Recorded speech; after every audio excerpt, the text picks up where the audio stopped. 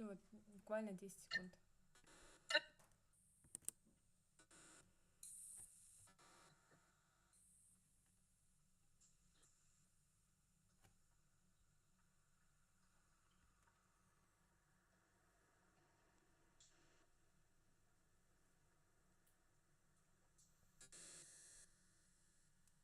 Добрый день. По-моему, уже можно начинать, да? Как слышно? Надеюсь, все в этот раз со связью хорошо. Сегодня третья неделя наших серии лекций Climate Skills for Kazakhstan. В свою очередь, сегодняшняя третья неделя у нас посвящена теме закон об изменении климата как часть международного экологического права. В рамках нашим приглашенным спикером является Дина Чутенева. Дина является выпускницей программы MPA в области экологических наук Колумбийского университета. Кроме того, Нина является KPMG Alumni и основательницей социального проекта ProAct, который помогает девушкам из Центральной Азии программ наставничества. Вот. Как слышно? Подскажите мне, пожалуйста. Нормально? Да. Ага, все отлично. Значит, могу продолжать. Вот, Дина начнет лекцию. Мы очень excited в этот раз, что Дина из LA подключилась к нам. Вот, большое спасибо. Прежде чем мы начнем, один из таких орг-моментов, да, который хотелось бы обозначить. Q&A-сессия у нас будет проходить также в чате YouTube Live, да, то есть вы можете задавать туда вопросы в формате текста, и мы будем на них отвечать после того, как лекция закончится. Вот. Также будет в конце QR-код, как обычно, да, по которому вы можете пройти для того, чтобы отметить свое участие на сегодняшней лекции. Вот. Также для удобства, как и в прошлый раз, будет отправлена ссылка, потому что мы заметили, что порой бывают сложности с QR-кодом, поэтому ссылка также будет продублирована в чат. Вот. Поэтому, Дина, the floor is yours. Очень рада, что ты сегодня подключилась и поддерживаешь нас сегодня в этом проекте. Поэтому, уважаемые слушатели, желаю вам насладиться сегодняшней лекцией. Спасибо большое. Благодарю вас за возможность выступить перед вами сегодня. Рада, что тема климатических изменений международного права вызывает у вас интерес. В предыдущих лекциях были рассмотрены уже основные понятия изменения климата и некоторые ключевые законы. Я постараюсь не повторять уже сказанное, хотя в некоторой степени это может быть знакомо. Следующий слайд. На этом слайде представлено содержание нашей лекции. Сегодня мы поговорим о следующих темах. Это введение и обзор, общее положение и актуальность темы, важность понимания международного права в контексте климатических изменений. Далее это факторы, осложняющие правовое регулирование, такие как планетарный масштаб проблемы, межпоколенческие последствия. Третье — 3 подхода к проблеме изменения климата. Это экологический, экономический и этический подходы. И последний пункт — это вопросы международного права, касающиеся климатических изменений в рамках климатического режима ООН. Следующий слайд. На этом слайде вы видите, что средняя температура на планете уже повысилась на 1,54 градуса по сравнению с доиндустриальным уровнем. Это показывает серьезность проблемы и подчеркивает необходимость срочных действий. Следующий слайд. На этом слайде представлены крупнейшие источники выбросов углекислого газа.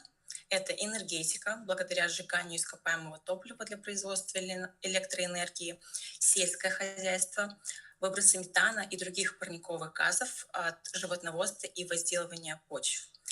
Третий по важности — это промышленность, производство стали, цемента и других металлов. И четвертый — отходы. Это свалки, переработки отходов, которые производят метан. Следующий слайд. Выбросы СО2 с 1900 года. На этом слайде вы видите график выбросов СО2, который показывает значительное увеличение с начала индустриальной революции. Существует явная корреляция между увеличением выбросов и важными историческими событиями, такими как мировые войны, экономический бум. Также мы видим здесь эффект пандемии, но, к сожалению, мы уже вернулись к допандемийным выбросу. Следующий слайд. На этом слайде вы видите формулу, которая была разработана в 70-х годах учеными Полом Эрлихом и Джоном Ходрином. Формула представляет собой простую модель, которая помогает понять, как различные факторы влияют на окружающую среду. Она гласит, что воздействие на окружающую среду или total impact зависит от населения. Увеличение числа людей ведет к росту потребления ресурсов, благосостояния. Чем выше уровень жизни и потребления на душу населения, тем больше ресурсов требуется. И технологии. Технологии могут как увеличить, так и уменьшить воздействие на окружающую среду, в зависимости от их характера и использования. Эта формула стала основой для многих исследований и политик, направленных на снижение экологического следа человечества. Следующий слайд. На этом слайде вы видите тождество Кая, предложенное японским ученым Йоити Кая в 1993 году. Это уравнение разрабатывалось как инструмент для более точного анализа выбросов парниковых газов. Тождество Кая выражает выбросы или СО2 через 4 фактора. Это население, количество людей, ВВП на душу населения, экономическая активность на душу населения, энергоемкость экономики, количество энергии, потребляемой на единицу ВВП, и углеродоемкость энергии, то есть количество выбросов СО2 на единицу потребляемой энергии. Формула выглядит следующим образом, вы ее видите, и эта модель позволяет разложить сложные процессы на более простые составляющие и понять, как различные экономические и технологические факторы влияют на выбросы парниковых газов. Это помогает формулировать и оценивать политические меры, направленные на снижение этих выбросов. Следующий слайд. Все мы понимаем, что международное право — это очень сложно, а когда это касается климатических изменений, это сложно вдвойне. Этот слайд показывает факторы, которые усложняют правовое регулирование. В первую очередь проблема носит планетарный масштаб и требует глобальных решений. Второе, это имеет межпоколенческие последствия, что требует долгосрочного планирования. Третье, причины изменения климата разнообразны и включают множество сфер человеческой деятельности. И четвертое, большинство выгод от действий по изменению климата носит глобальный характер, что затрудняет мотивацию отдельных стран. Следующий слайд. Также на этом слайде мы видим причины, по которым международный консенсус по вопросам изменения климата затруднен. Так, климатические изменения затрагивают все аспекты внутренней политики государств, включая энергетику, сельское хозяйство и транспорт, которые были представлены на предыдущих слайдах. Также политическая инерция усложняет принятие долгосрочных решений, особенно в странах с краткосрочными избирательными циклами. Также разные страны имеют разные приоритеты и возможности. Например, малые островные государства испытывают прямые последствия и требуют немедленных действий, в то время как страны ОПЕК, зависящие от ископаемого топлива, менее склонны к изменениям. Следующий слайд.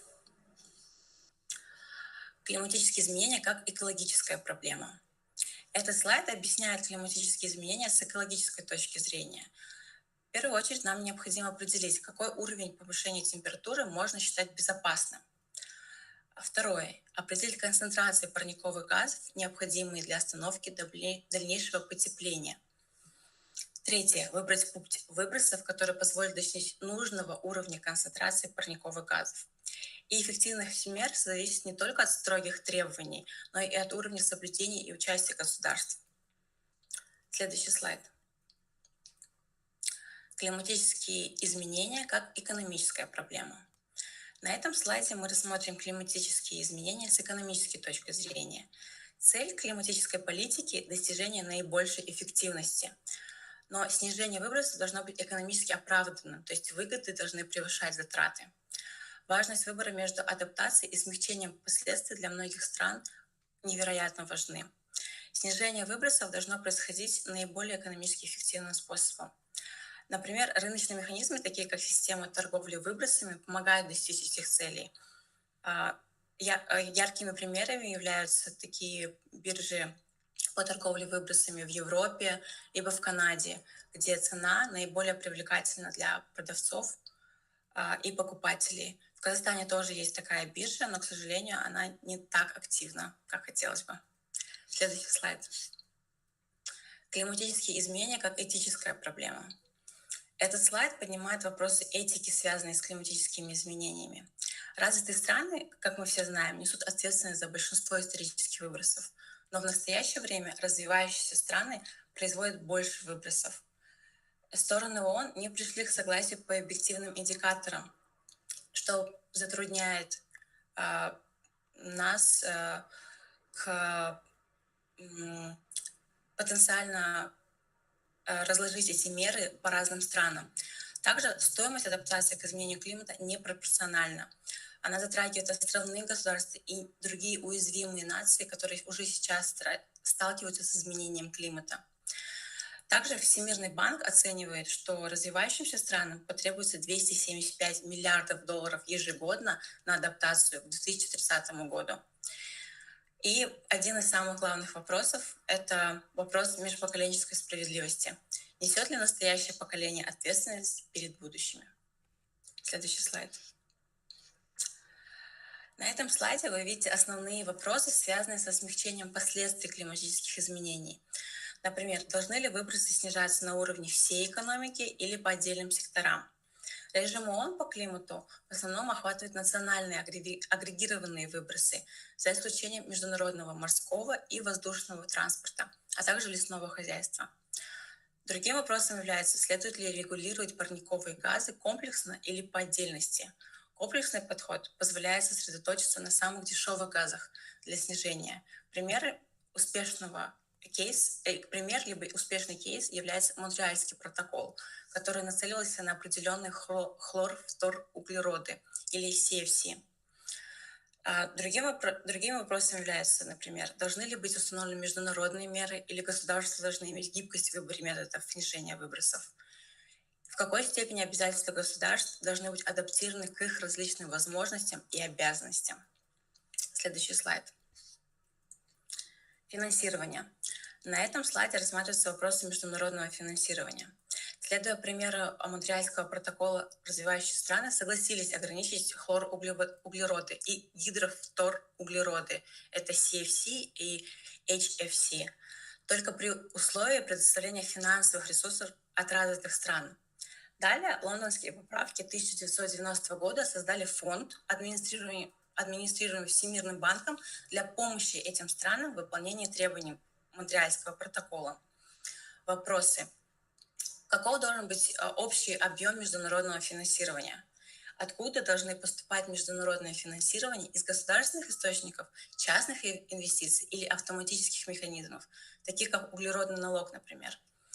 И если используются государственные средства, какие страны должны предоставить финансирование? Какие страны должны иметь право на получение помощи?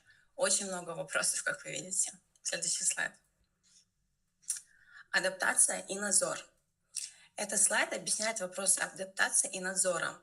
Смягчение требует коллективных действий, тогда как адаптация часто может быть проведена отдельными государствами. Вот в чем основное их различие.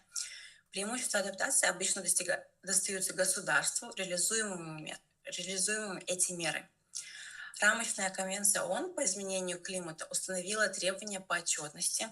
Киотский протокол создал более строгий надзор для государств с обязательствами по сокращению выбросов. А уже Парижское соглашение предусматривает улучшенную систему прозрачности и регулирования оценки прогресса. Следующий слайд. А на этом слайде представлены повторяющиеся темы в климатическом режиме ООН.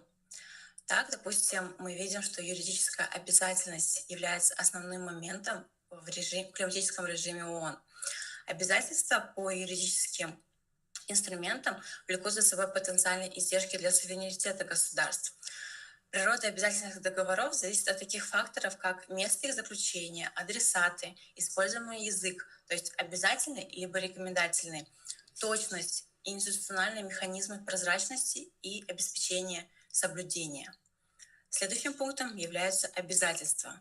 Существует различия между обязательствами по действиям и результатам. Например, статья 3 Киотского протокола налагает обязательства по результатам, требуя от сторон достижения целей в приложении Б, в то время как статья 4 пункт 2 Парижского соглашения устанавливает обязательства по действиям, требуя от сторон от сторон готовить, сообщать и поддерживать свои национально определенные вклады. Следующий слайд. Этот слайд продолжает обсуждение повторяющихся тем. Здесь мы видим такие темы, как решение сторон и политические соглашения. Решения сторон, хотя и не являются юридическими обязательствами, имеют значительное влияние. Согласованный язык в решениях часто формирует последующие договоры, как это было с Берлинским мандатом, например, который сформировал Киотский протокол. Некоторые решения используют обязательный язык для влияния на поведение государств. Политические соглашения. Примеры включают Копенгагенский аккорд 2009 года, который, хотя и был отмечен на КОП, не получил формального одобрения и юридического статуса в режиме ООН по климату.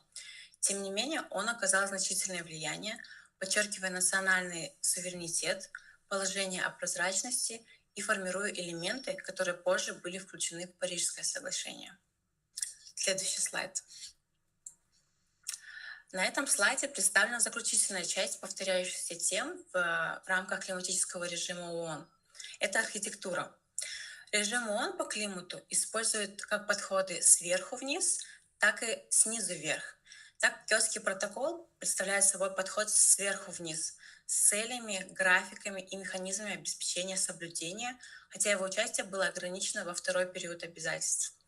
В отличие от этого, КИК ООН и Парижское соглашение используют подход снизу вверх, позволяя государствам определять свои обязательства, стремясь к увеличению участия, но, возможно, снижая эффективность снижения выбросов.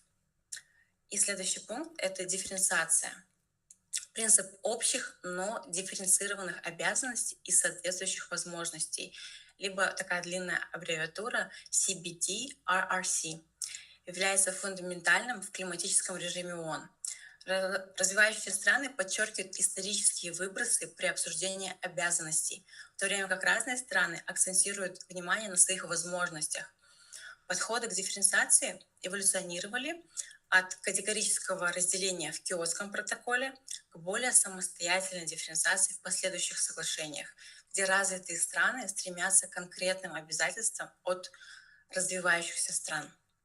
Следующий слайд.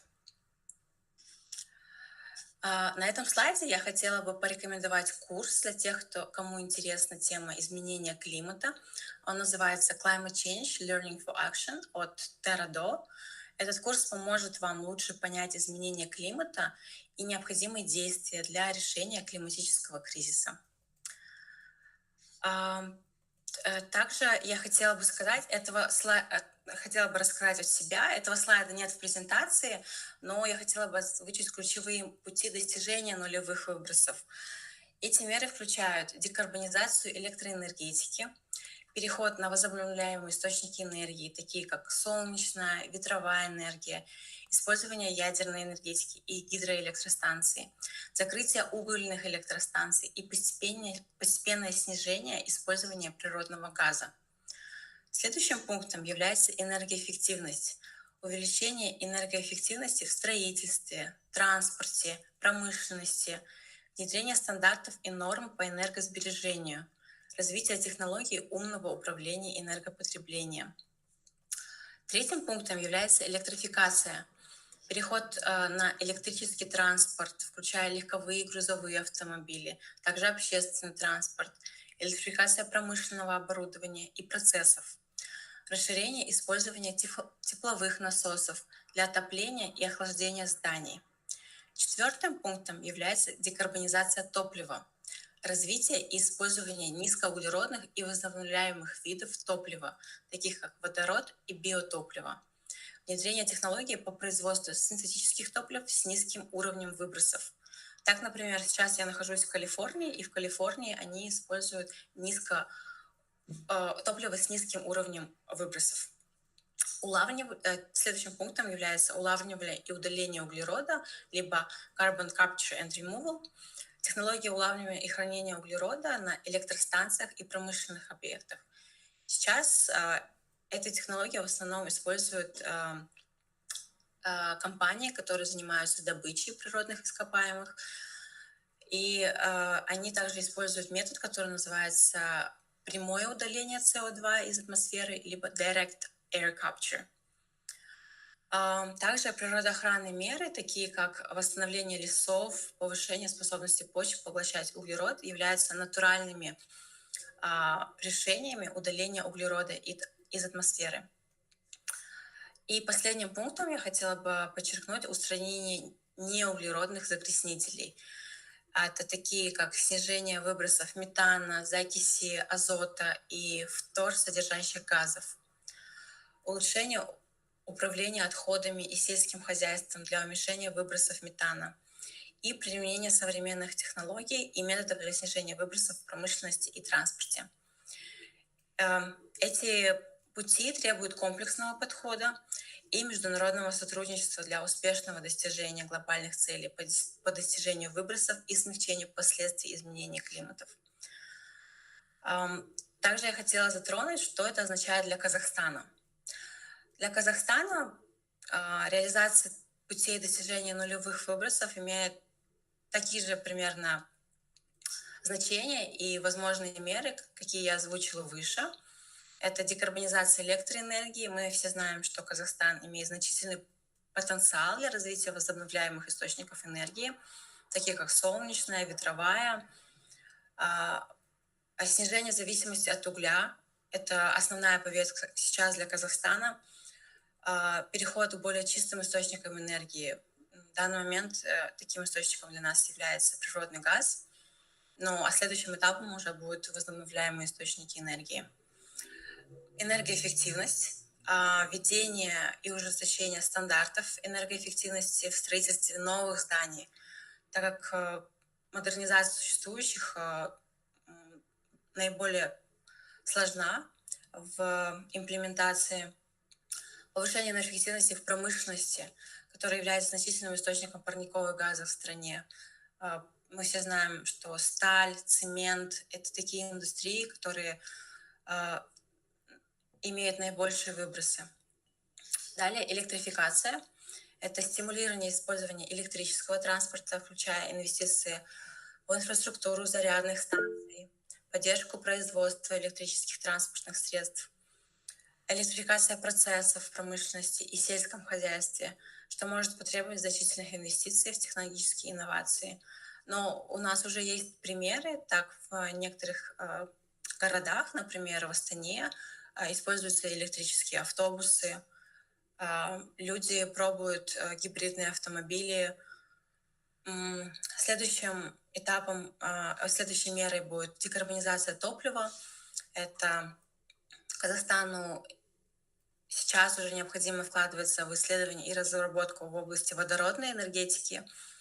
В новостях я видела, что возможны крупные проекты, в том числе с Европейским Союзом, учитывая возможность использования водорода как чистого топлива. И также производство и использование биотоплива, например, в сельскохозяйственных регионах. Как я уже говорила, улавливание и удаление углерода – это технология, которая уже используется на некоторых угольных и нефтегазовых компаниях.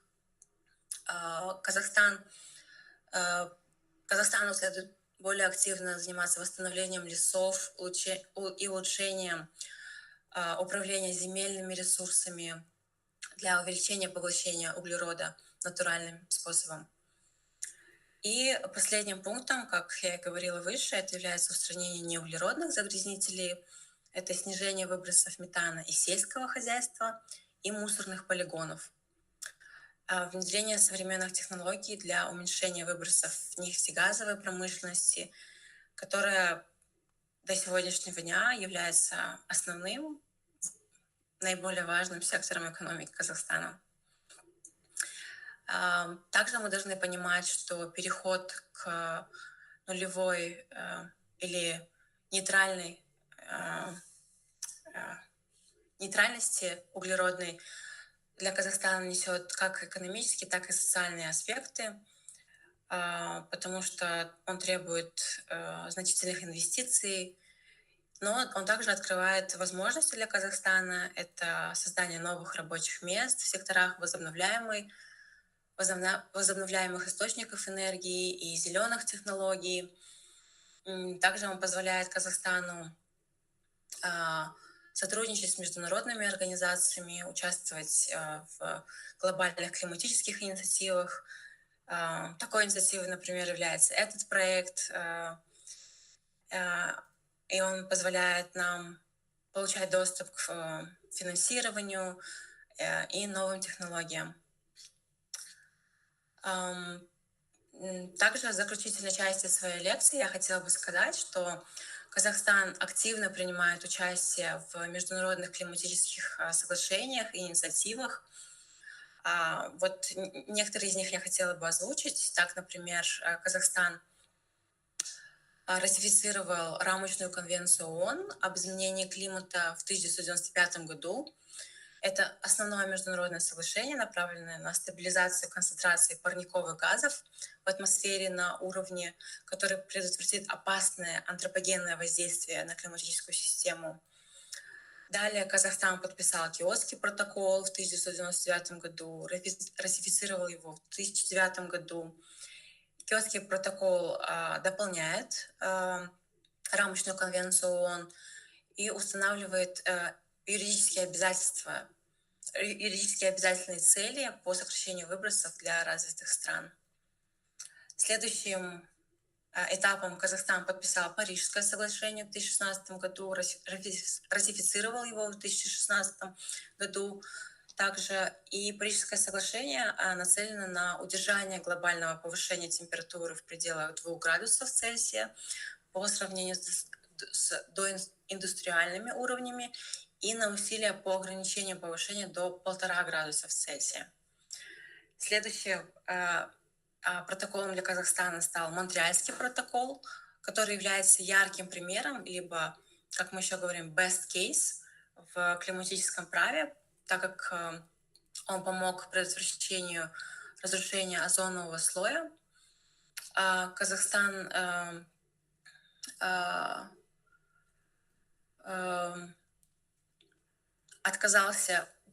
поэтапно отказался от производства и потребления веществ, разрушающих озоновый слой. И одним из последних стала Дахийская поправка к Киотскому протоколу. Казахстан принял ее, и она вводит обязательства по сокращению выбросов газов в период с 2013 по 2020 годы. Все эти соглашения обязывают Казахстан выполнять международные обязательства по снижению выбросов парниковых газов, участвовать в глобальных усилиях по борьбе с изменением климата. И в рамках этих соглашений Казахстан разрабатывает национальные планы, стратегии. Так на сегодняшний день было озвучено о углеродной нейтральности к 2060 году. И я очень надеюсь, что в рамках этих соглашений Казахстан разработает или скорректирует национальные планы, стратегии, которые позволят сократить выбросы и адаптироваться к изменению климата. И все это благодаря сотрудничеству с международными организациями и странами. Следующий слайд. На этом слайде представлены основные источники, которые были использованы в данной презентации. Их не так много, как вы видите. Это Berkeley Earth, репорт, связанный с глобальными температурами. Также я советую следующий ресурс. Это Our World in Data, где вы можете увидеть интересную статистику на абсолютно разные темы, в том числе на изменение климата. Так вы можете просто зайти на сайт и вбить, что вас интересует. Следующий источник — это Всемирный экономический форум, где вы тоже можете найти интересные статьи по изменению климата и различным поправкам, связанным с этой темой, если вам это интересно. Также следующий — это Стэнфордский источник, где вы можете найти более детально про уравнения, которые я рассказывала, которые позволяют оценивать наше воздействие на окружающую среду. Следующий, пятый, это Торжество Кая. Тоже очень интересный ресурс от Чикагского университета. Если вы прогуглите, то вы можете даже использовать их калькулятор для того, чтобы посчитать парниковые газы. И последний, такой фундаментальный источник, это учебник от профессора по международному климатическому праву. В принципе, я все. Следующий слайд. Благодарю вас за внимание. И если у вас есть вопросы, я постараюсь на них ответить. Дина, большое тебе спасибо. Очень классная презентация. Прежде чем мы перейдем к сессии Q&A, я вот хотела бы попросить тебя поделиться опытом. Вот мы с тобой, когда обсуждали, да, вот готовились к презентации, к лекции, ты делилась, что вот у вас с командой, да, я так понимаю, во время учебы в Колумбийском вы делали законопроект. Вот можешь, пожалуйста, поделиться вот таким вот, знаешь, наверное, более международным, да, опытом, который ты имеешь в рамках климатического права, да, в данном случае именно как environmental law, да, потому что именно эта лекция, вот для слушателей тоже, да, наверное, обозначу, здесь мы пригласили Дину специально, чтобы была возможность такого взгляда извне, да, опыта международного такого характера. И вот как раз-таки следующая наша лекция с коллегами локальными, да, тоже, она будет вот как раз-таки очень сильно сфокусирована на казахстанской локальной регуляторике, и я это сейчас озвучиваю, потому что я хочу сразу заранее, да, обозначить, что еще будет возможность задать вопросы по локальной истории, да, вот к Дине мой, наверное, посыл такой, чтобы вот ты поделилась опытом того, что вот вы делали с командой, и вообще в целом рассказать, наверное, твое видение и твое понимание, да, именно международный такой перспектив дать, да, взгляд. Благодарю. Да, хорошо. Да, у меня был воркшоп в Колумбийском университете, где мы рассматривали билл.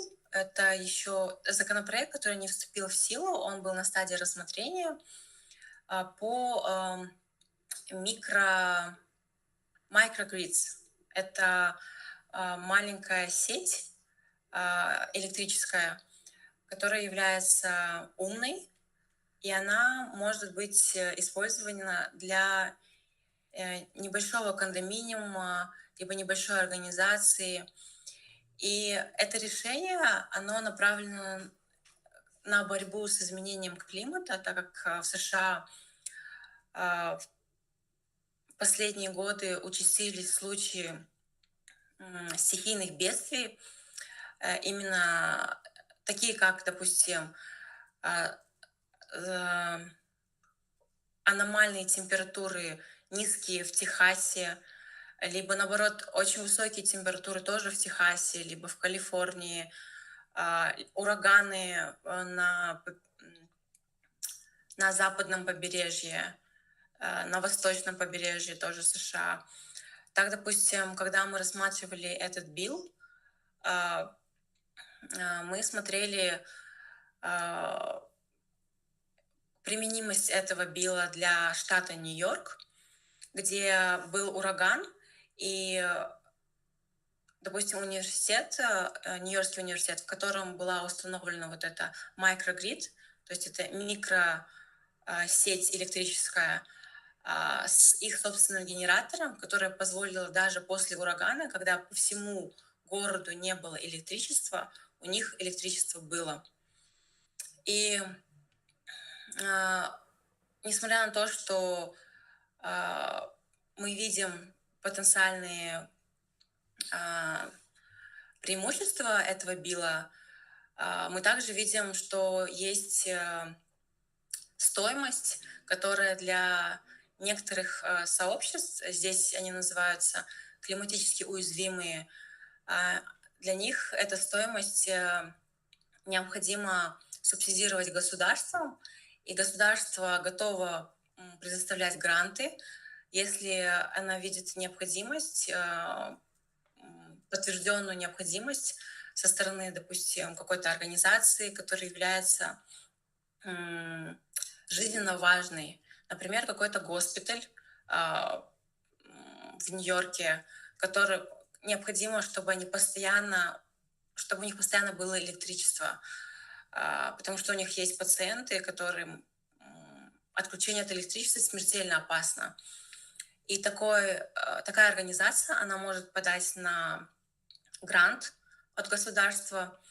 Государство проспонсирует инфраструктуру, чтобы они смогли установить эту маленькую микроэлектрическую сеть только для своего госпиталя. И по возможности иметь возобновляемый источник энергии, то есть, допустим, солнечные панели, которые будут питать эту сеть, и генератор, который, возможно, будет работать на топливе, но на топливе с низким содержанием углерода. Потому что во время, допустим, ураганов либо штормов мы понимаем, что солнечной энергии может не быть, а на сегодняшний день батареи, которые существуют, они не смогут обеспечить хотя бы на сутки энергию, то генератор со стандартными источниками топлива, он позволит такому госпиталю сутки функционировать, не подключаясь к основной сети. То есть это позволяет быть госпиталю более resilient, более устойчивым, не зависеть от компаний, которые основное находится в регионе. И по возможности, даже если он производит дополнительную энергию, продавать эту энергию в сеть, то есть иметь дополнительный источник дохода. То есть во время вот этого проекта, воркшопа, мы рассматривали все возможные варианты. Я сейчас показала только пример госпиталя, но это могут быть разные социальные организации, это школы, военные объекты, которые тоже несут стратегическую важность для США. На данном этапе этот билл до сих пор находится на этапе рассмотрения, потому что процесс очень долгий. Вначале его выносят в одном доме, потом рассматривают на комиссиях различных, связанных с этим биллом. И вообще, если вам интересно посмотреть, как в США закон становится законом, вы можете вбить в Google I'm just a bill, и там в такой мультипликационной форме вам покажется, как от идеи либо билла он превращается в закон в США. Это очень долгий процесс, он может занимать пару лет, потому что включает еще публичные слушания, где люди тоже могут высказываться и говорить, что они с чем-то не согласны, требуют внести изменения. Публика включает не только нас с вами, также это могут быть какие-то организации, ассоциации. Все мы знаем, что в США очень развито лоббирование, и, к сожалению, лоббирование нефтегазовых компаний очень сильно развито, поэтому эта индустрия до сих пор получает большую поддержку, к сожалению. Вот такой у меня был опыт, связанный с климатическим правом. Также у меня был проект, где мы считали выбросы парниковых газов для казахстанской компании, для казахстанского стартапа. Я в этом следующем месяце собираюсь отправить этот отчет этой компании, где мы посчитали все выбросы компании. Они делятся на 3 основные категории. Это первый тип, второй тип, третий тип, скопы. И они включают в себя от основной деятельности выбросы, от использования электрической энергии, отопления. Мы даже посчитали этой компании как их сотрудники добираются на работу и какой углеродный след это несет, продукты использования в офисах компании. И после того, как мы посчитали общий объем, мы предложили стратегию снижения этих использования, используя научный подход. Есть разные инструменты CBTI, которые позволяют сказать, как можно уменьшить эти выбросы. И я очень надеюсь, что эта компания прислушается к нам и снизит свой углеродный след. Мы им представили как краткосрочную стратегию, так и долгосрочную стратегию. И, возможно, на примере этой компании, другие компании, это довольно маленькая компания, можно сказать, стартап, другие компании задумываются над тем, что они тоже могут нести свой вклад, потому что для этих компаний, возможно, сейчас они не видят преимущества внедрения механизмов снижения углеродного следа, но в будущем, если они захотят выходить на международные рынки, где это уже очень актуально, привлекать международных инвесторов, партнеров, им будет очень интересно услышать их мнение, как они собираются снижать текущий углеродный след, если они чувствуют ответственность перед своими потребителями, что сейчас в США, в Европе мы видим такой тренд, что клиенты не покупают сервисы компании, зная, что они выбрасывают в атмосферу парниковые газы, либо в целом очень большой мусорный след оставляют. В целом как-то так. Спасибо. Классно, Дина. Я позволю себе еще один вопрос, так как у нас позволяет время. Я достаточно хорошо осведомлена о твоем бэкграунде, да, мы с Диной являемся бывшими коллегами, KPMG alumni. Так вот, знаю, что ты закончила LSE, да, то есть твой бachelor в LSE, почти, по-моему, 5 лет, да, у тебя опыта в четверке, да, то есть в strategy консалтинге, где ты делал проекты и в финансах, и в энергетике, да, то есть в различных секторах экономики. И сейчас ты закончила MPA-программу, да, в колумбийском по именно environmental science. И вот такой вопрос к тебе, да, больше, наверное, такого профессионального, да, профессионально-личностного характера, то есть как ты пришла к этому, может быть, ты сама наблюдала какую-то потребность, да, в таких специалистах именно в этой сфере, да, и как ты видишь динамику именно потребности таких профессионалов, как ты, как твои коллеги, да, может быть, даже опираясь где-то на опыт Штатов, потому что я напомню, да, что наши лекции, они в том числе, ну, такая первая попытка вообще в Казахстане заявить о потребности таких профессионалов, как именно профессионалов в области изменения климата, как юристы, да, финансисты, вообще люди из этих сфер. И вот хотелось бы услышать, вдохновиться твоим опытом, да, чтобы вот слушатели наши тоже узнали твой путь и, может быть, как-то могли для себя тоже сделать интересные выводы. Спасибо. Да, спасибо за вопрос. Да, я думаю, что я, в принципе, с детства в семье слышала о том, что как важно бережно относиться к ресурсам, зная то, что там электричество у нас в Казахстане используют уголь для производства, вода, там не выбрасывать мусор, не производить большое количество мусора.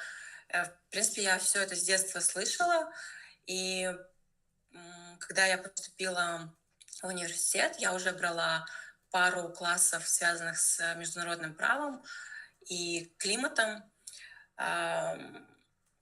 Я очень хорошо помню, как на одной из лекций у нас была тема,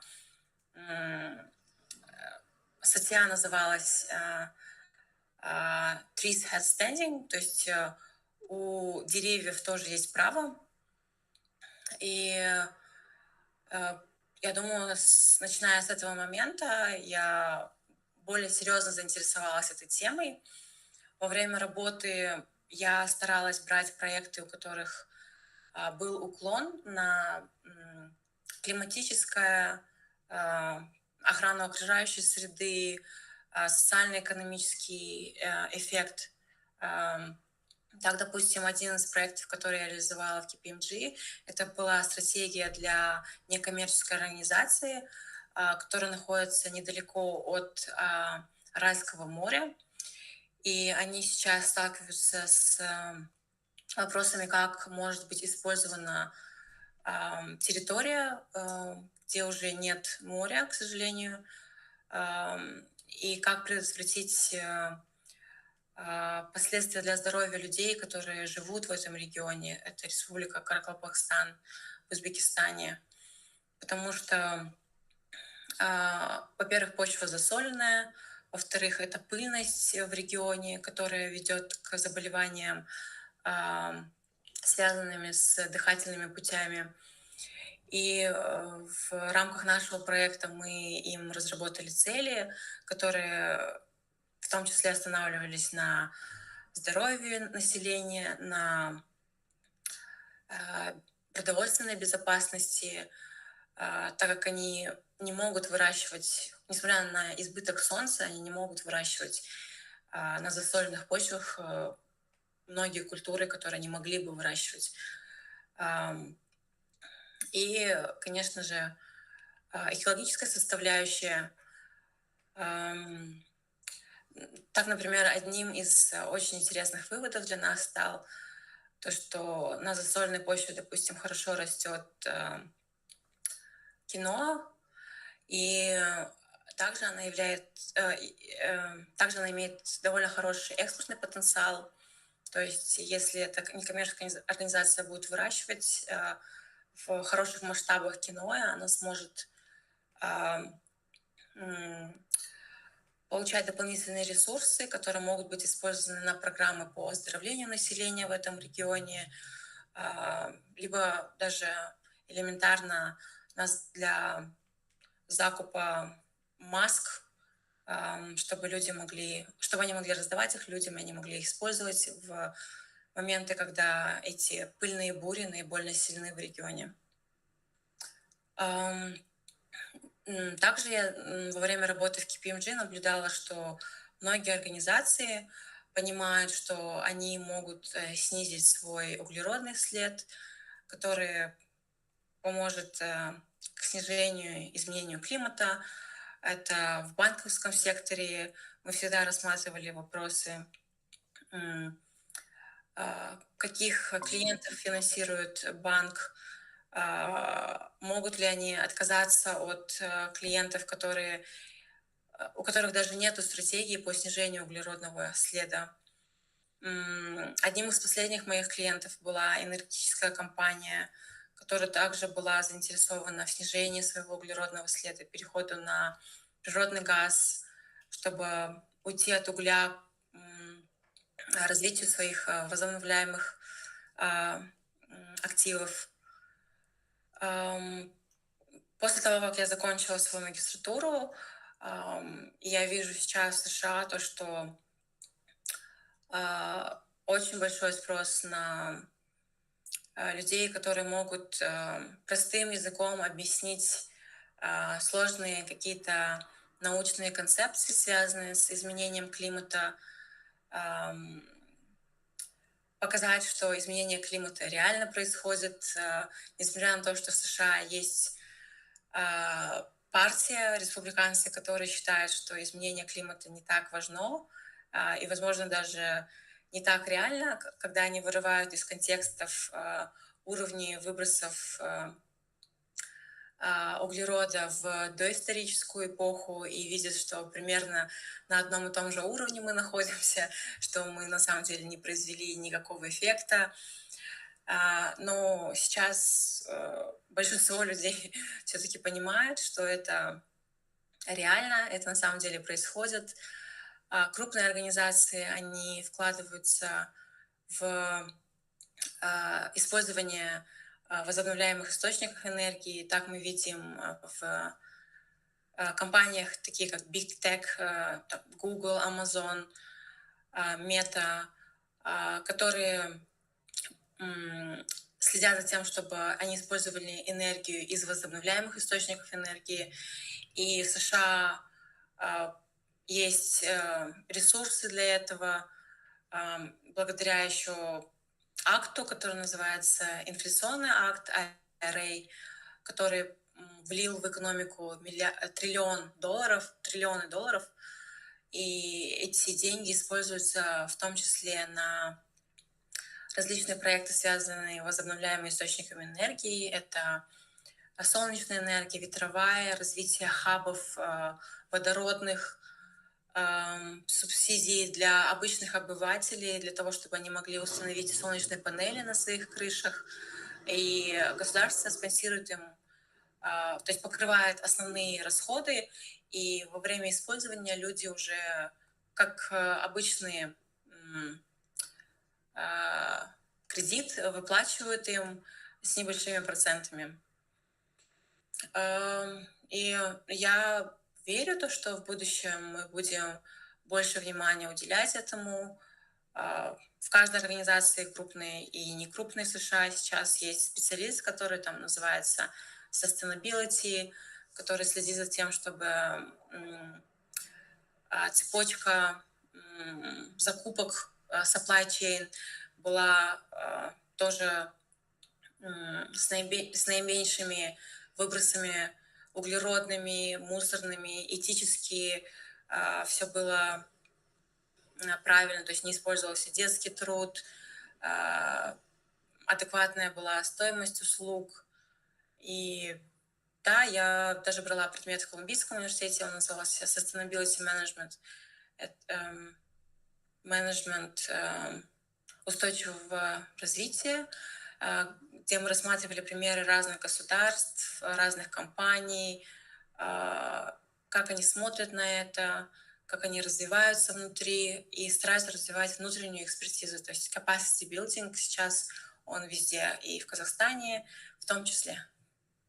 Вот, как-то так. Круто, благодарю, Дина, спасибо большое. Я тогда, наверное, перейду к вопросам из нашего чата, да, от участников. Озвучу для удобства. Вот один из первых вопросов. Что вы думаете насчет строительства АЭС в Казахстане? Окей, да, классный вопрос. Ну, мы все знаем, что Казахстан...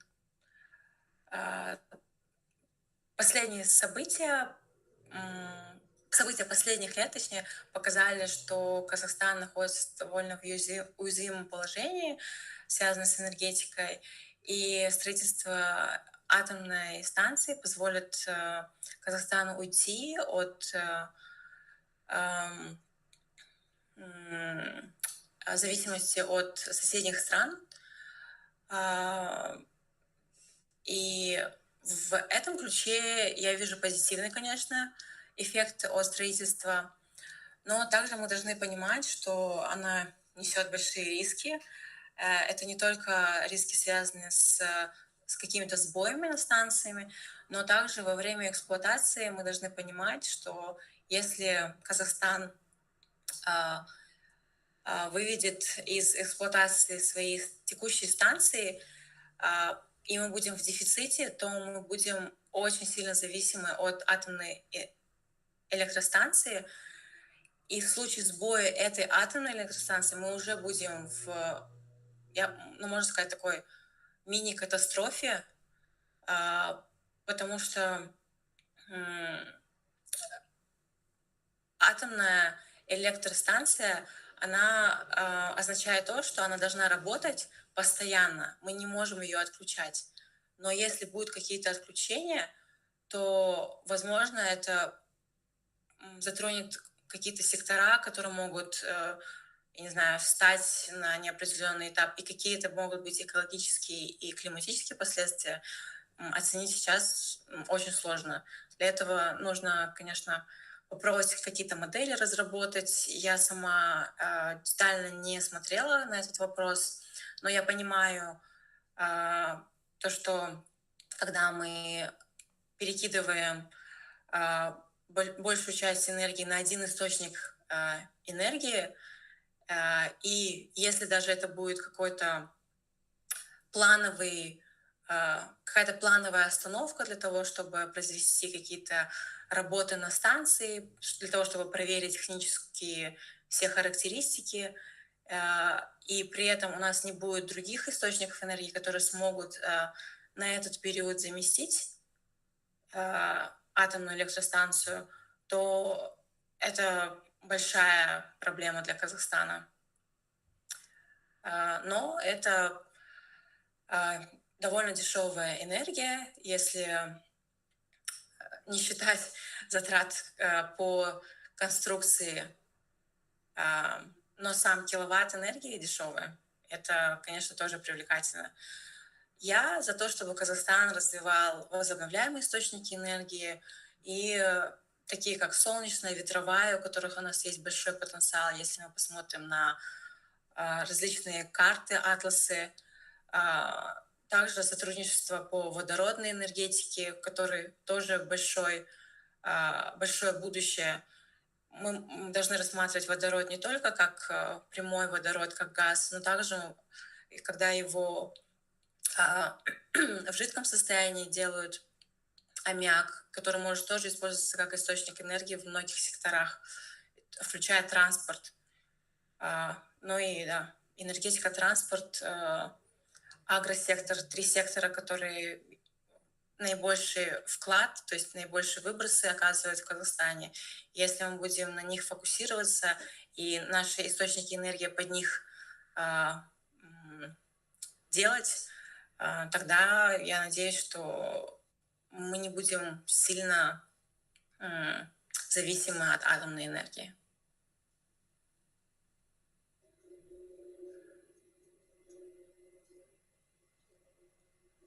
Я надеюсь, я ответила на вопрос.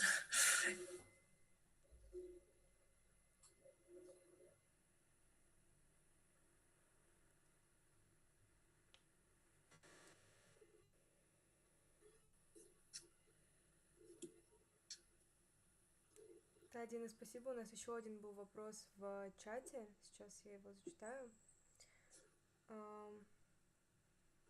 Что касается мясной индустрии и ее влияния на климатические изменения. Так, да, вот я постаралась в конце своей лекции озвучить это. Сейчас мы понимаем, что Казахстан без нефти это почти мы не можем представить, поэтому Казахстану следует активно внедрять политики, связанные с улавливанием углерода, связанные с нефтегазовым сектором, и они уже внедряют это благодаря нашему экологическому кодексу, который в Казахстане, можно сказать, довольно прогрессивный, несмотря на то, что у нас большая зависимость от углеродных источников.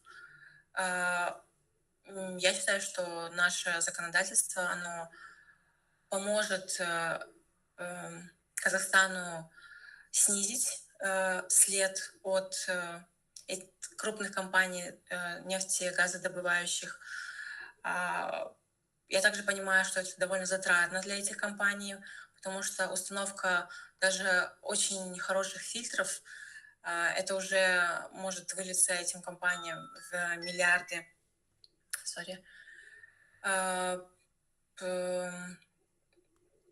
И биржа, которая существует в Казахстане по торговле выбросами, при условии, что мы будем ее развивать, что крупные игроки будут принимать активное участие, она также будет стимулировать нефтегазодобывающие компании к снижению. На примере международных практик мы можем видеть, что когда государство какие-то внедряет incentives, эти компании охотно идут навстречу, нефтегазодобывающие компании, они готовы внедрять технологии по прямому даже улавливанию углерода, direct air capture, carbon capture and storage. Так, например, на примере Норвегии мы видим, это одна из первых стран, которая начала улавливать углерод и делать, можно сказать, инъекции глубоко в землю, чтобы хранить его. На протяжении более 20 лет она этим занимается, несмотря на то, что вначале были скептики, которые не верили в эту технологию и считали, что как углерод может находиться глубоко в недрах Земли, как долго он может находиться и как можно удержать его в месте, куда его влили, можно так сказать. Но Норвегия — это такой успешный кейс, который показывает всему миру, что это реально, и нефтегазовый сектор активно использует. Надеюсь, также ответила на этот вопрос. Да, спасибо. И у нас еще 2 заключительных вопроса. Дина, в ходе своего выступления вы обмолвились о казахстанской бирже по торговле выбросами. Вопрос, как она называется и что вам известно о ней? Так, я так точно не помню, как она называется, но я думаю, если прогуглить... СТВ, да, система торговли выбросами. На самом деле, это классный вопрос. Я думаю, что вот у нас, Дина, сори, да, я просто, наверное, здесь вставлю, да, мне кажется, наиболее уместно будет на следующей лекции этот вопрос. Во-первых, у нас лекторы, которые будут участвовать, они очень хорошо покроют эту тему. Во-первых. Во-вторых, вопросы, наверное, по СТВ и казахстанской специфике лучше всего будет вот на следующей лекции задать. Я вот поэтому хотела еще вначале разграничить этот момент. Поэтому, уважаемые слушатели, я надеюсь, вы не против. Мы адресуем этот вопрос в следующий раз, обязательно себе запишем и к нему вернемся, если вдруг спикер, ну, то есть убедимся, чтобы спикер покрыл эту тему. Софья, там еще вопрос, да, есть? Да, вот есть вопрос, как на международном уровне законодательство борется с гринвошингом? Да, это большая проблема. На мой взгляд, на текущий момент, наверное, нету какого-то ключевого инструмента, который занимается этим вопросом. Я думаю, что это на сегодняшний день основной инструмент — это репутационные риски для компании, потому что мы знаем кейсы компаний, там, такие как Volkswagen, когда они утверждали, что они полностью за зеленую повестку, но позже выяснилось, что это было лишь на бумаге, но по факту компания не придерживалась того, о чем она заявляла. И после этого клиенты не были заинтересованы в их продуктах. К сожалению, у людей очень короткая память, и цена влияет здесь больше, чем какие-то ценности. И люди забывают о том, что компания могла допускать. Но также мы можем допускать, что компания может исправиться, и, допустив эту ошибку однажды, она поймет, что ей не следует заниматься гринвошингом, и цели, которые они указывают в своих планах развития по устойчивому развитию, либо они по-разному могут называться, Sustainability Report, просто годовые отчеты, где они указывают, они ответственны за то, что указывают перед своими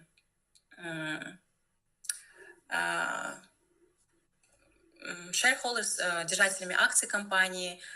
В Казахстане, к К сожалению, у нас не так много компаний, которые открыто торгуются, и клиенты могут покупать акции, но несмотря на это, у нас были недавно некоторые успешные IPO, либо компании, которые давно торгуются, и они подотчетны нам, то есть любой человек, у которых есть акции, нет акций, они могут написать в эту компанию, спросить у них, как они выполняют свои цели, указанные в их отчетах. Конечно, если вы владеете акциями, они более охотно будут отвечать на ваши вопросы,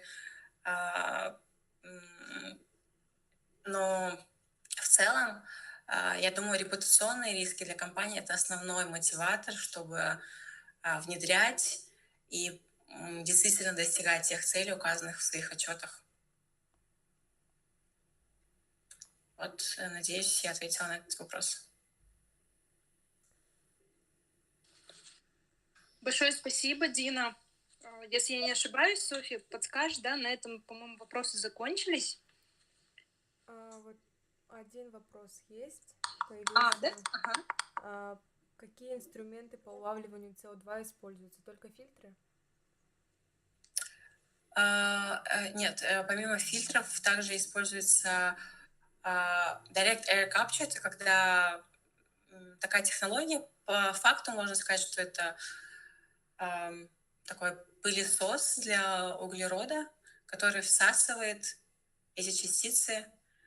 Далее, после того, как либо фильтр, либо такая технология по Direct Air Capture улавливает углерод, ее можно похоронить в глубинах, то есть очень глубоко в недрах Земли. И после этого углерод уже не должен ускользать, и он очень долго может храниться таким способом. Тогда все вопросы озвучили. Благодарю, София, благодарю, Дина. Большое спасибо, что в раннее калифорнийское утро ты подключилась и уделила нам время. Огромная честь иметь тебя как спикера. Нашим слушателям тоже большое спасибо. Это наша одна из первых вечерних таких достаточно поздних лекций, но тем не менее я уверена, что это было очень интересно. Также наша лекция будет доступна в Ютубе. Как только мы зальем ее в Ютуб, она будет позже уже переведена и на казахский язык, да, то есть сейчас в оригинале будет. Поэтому, Дина, еще раз огромная благодарность. Большое спасибо за твое время. Нашим слушателям большое спасибо за подключение. Всем желаю хорошего вечера и до следующей недели. Спасибо большое. До свидания. Пока. Хорошего вечера.